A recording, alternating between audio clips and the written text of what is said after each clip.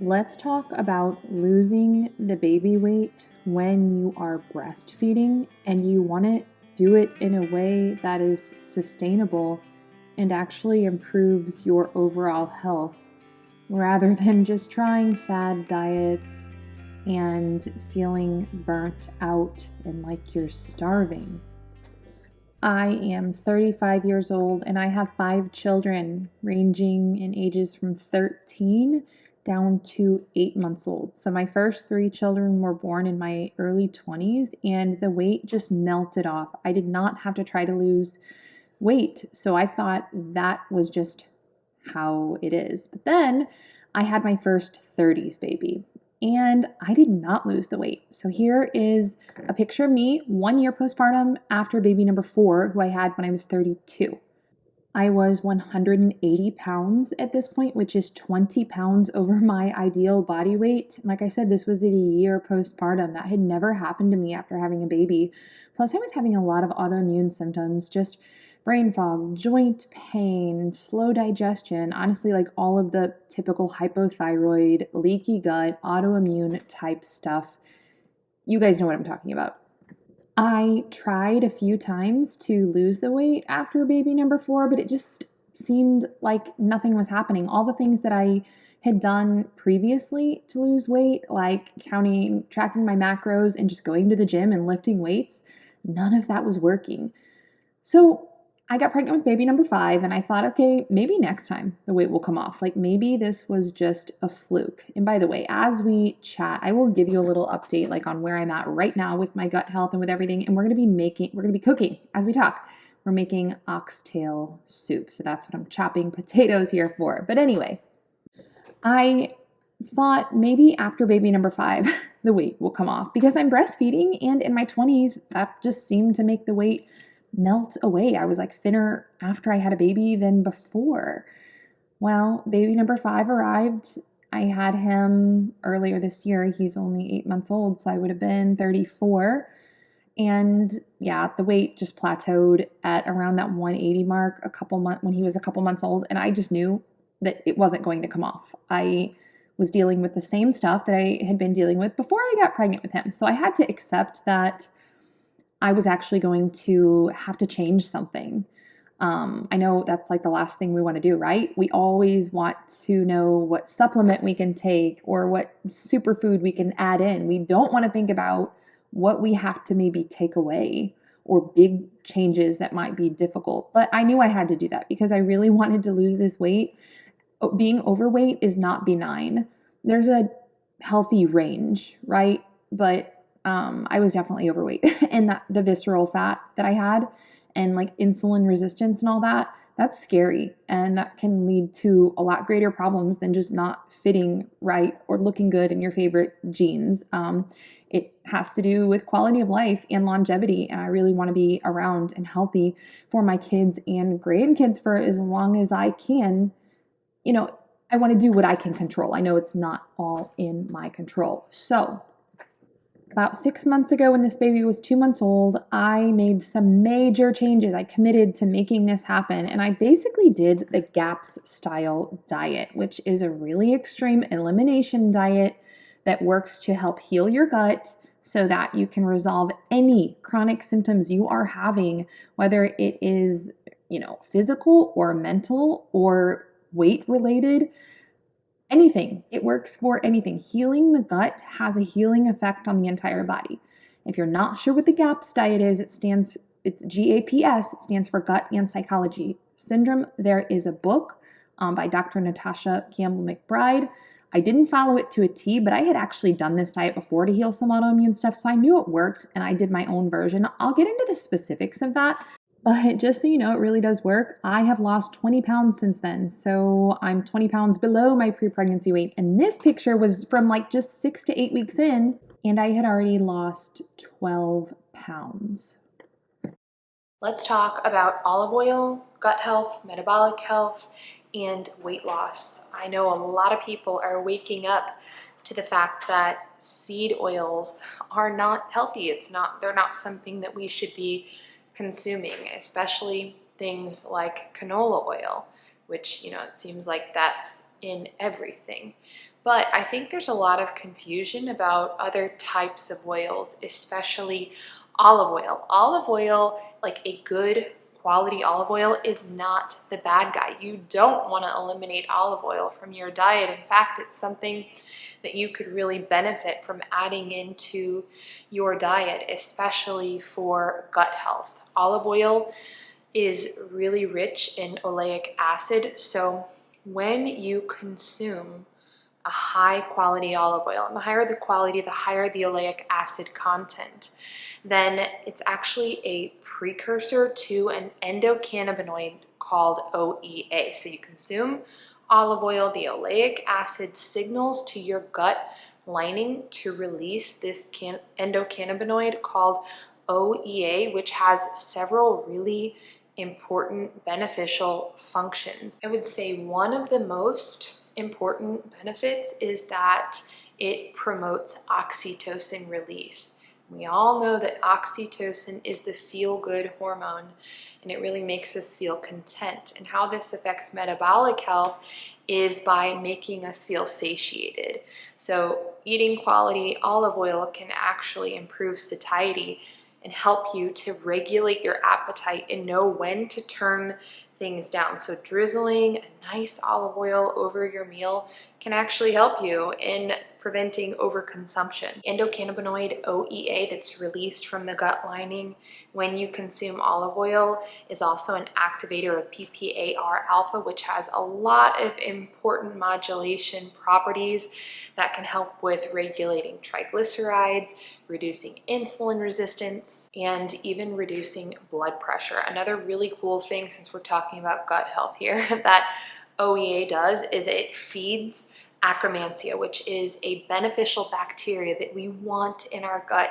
It's really, really important for metabolic health, and Akkermansia can actually help repair the intestinal lining, and it also helps with regulating blood sugar. So it's really going to be helpful in people like me who have experienced overgrowth, whether that's SIBO or SIFO. You want to be doing all that you can to increase populations of beneficial bacteria in your gut. I'm going to be making some oxtail soup here, so we'll make that together. I'm going to be using my Graza olive oil. I really want to, be Italian and say grazza, but I'm not sure if that's what you say. I think it's just Graza. It just sounds so American to me.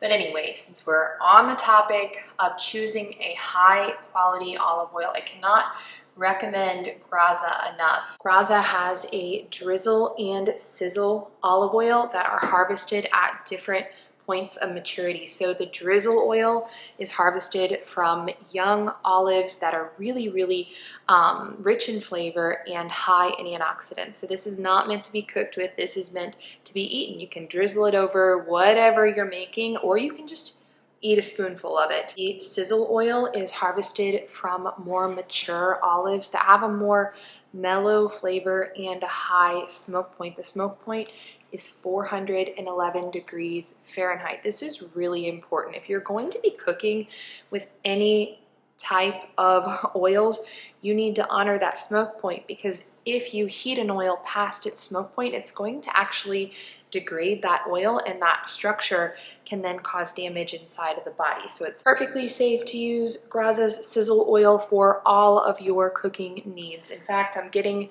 ready to sear my oxtail before I slow roast it. So I'll probably be searing that at about 375 degrees. I know that I'm well below the smoke point for using my sizzle oil. Graza oils are single variety and single origin. So you're not getting a blended product with olives, all different kinds of olives from all different places. It is one kind of olive from one place in Spain. That is what you're getting every time you purchase a bottle of Graza olive oil. And the really cool thing is that the bottles are totally opaque, so no light gets in. That's another thing that can cause your oils to degrade. And you don't need to repurchase these bottles. You can actually just purchase cans of olive oil, and you can order these refills, or you can find them at Whole Foods. If you have a Whole Foods near you, then that's a great place to get your refills. If you order a Graza set, then you'll get a funnel as well, so you can just refill your bottles when you run out.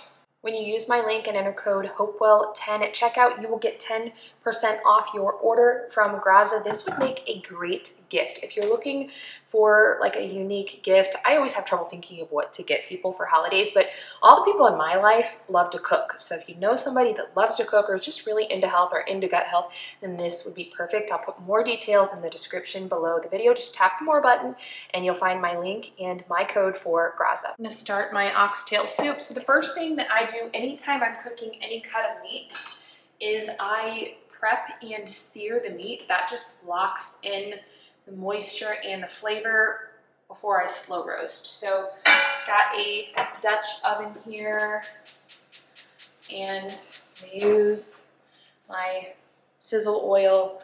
Like I said, there's a high flash point, so I don't need to worry about the oil degrading when I am heating it up to sear my meat. Oxtail is just the tail of a beef, so the tail of a cow or a steer, whatever it is that you've had butchered. These days we're just so ignorant and wasteful as a people. We throw away a lot of parts of whatever animal it is that we're harvesting and eating because we've been told that they're either useless or they're bad for us. The organ meats, for example, but even things like the tail and even like the bones. I know a lot of people who they're on the right track because they're buying meat in bulk. So maybe they'll get like a quarter of a beef or something, but they'll say, I don't want any of the bones.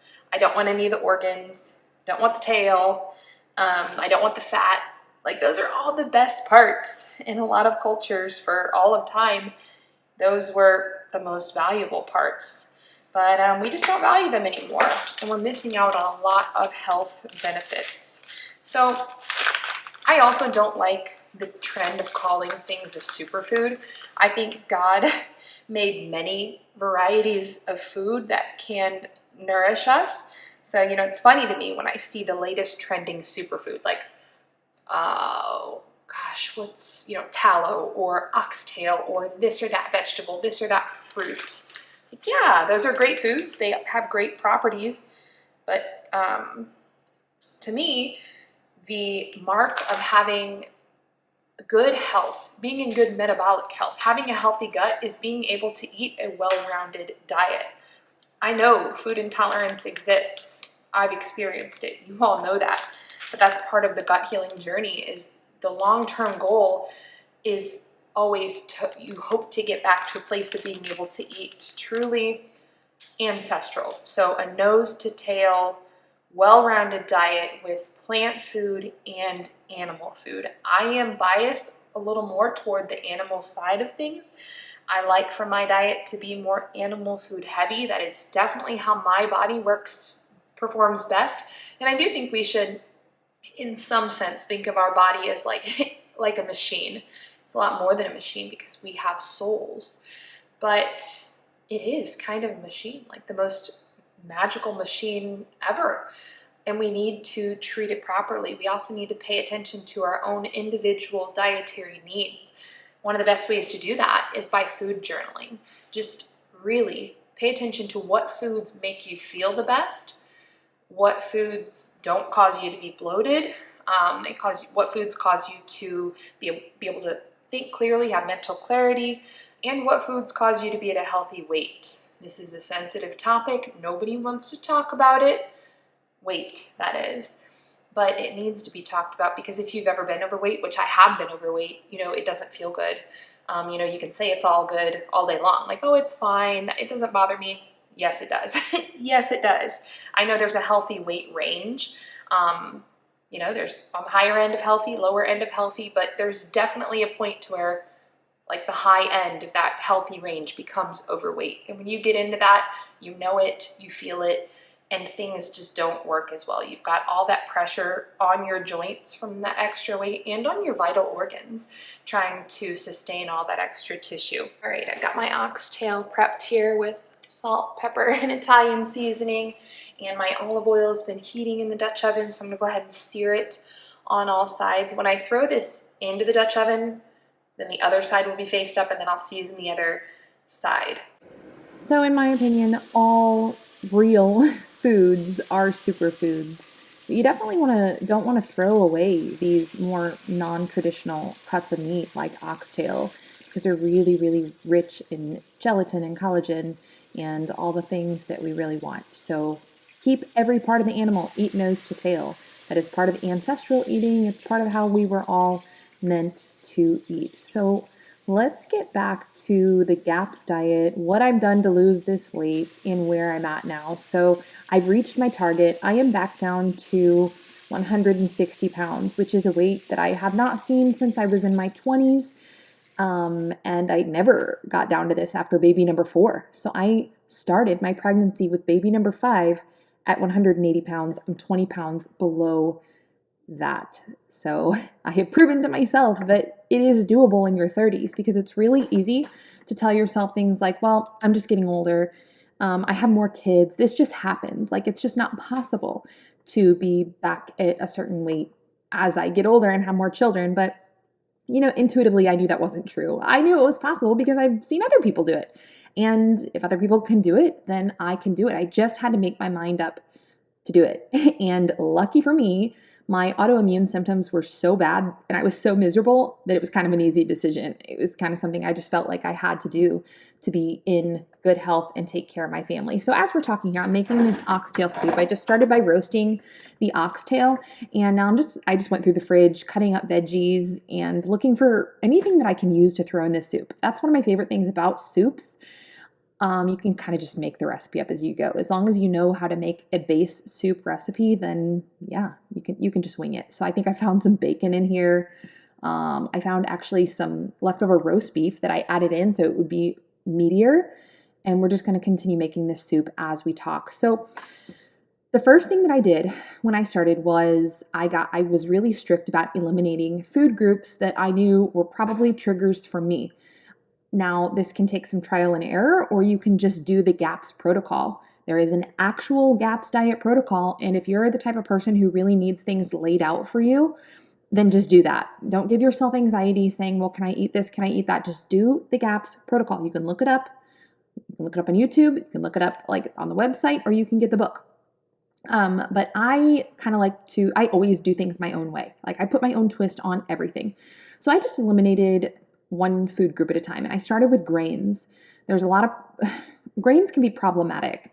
I don't think that they're like unfit for human consumption. I think that humans have been eating properly prepared, natural, ancient, and heirloom grains for thousands of years, and there's nothing wrong with that. But our modern, highly modified grains that are pre-milled and sifted and bleached and all the stuff that goes on with that before they actually make it into our body, I think it's wreaking havoc on our body. I know it actually because when I cut out grains, that was the first food group I cut out, and I just cut it out for a week or two before I made any other changes.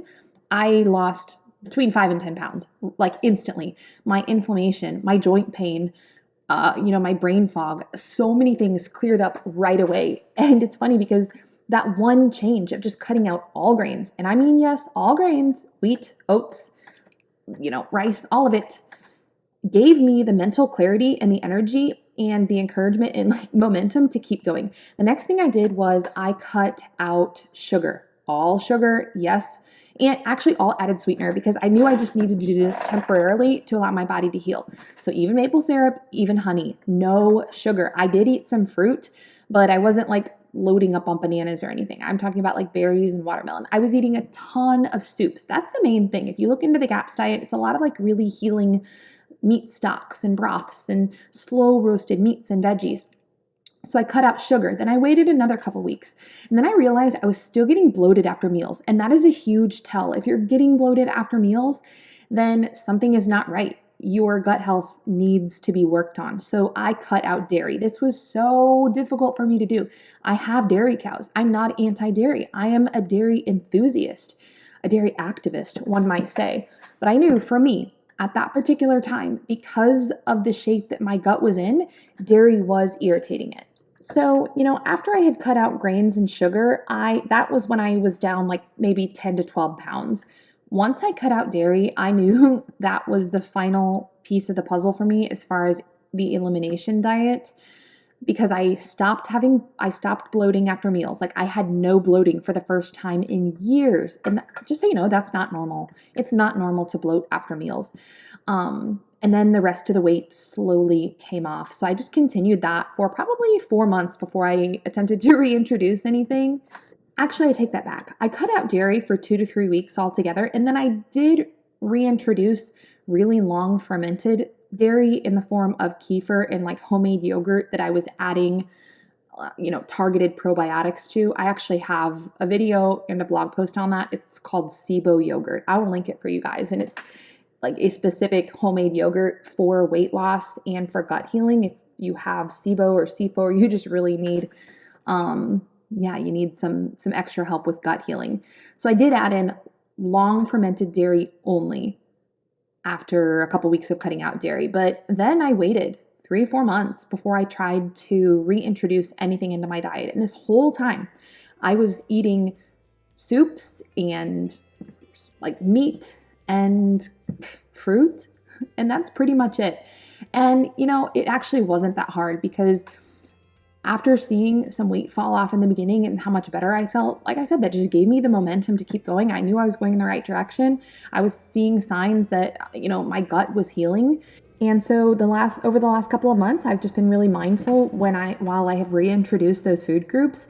I am making sure to mill my own grain, and that's going really well. I'm tolerating that. I'm not gaining any weight from adding that back in.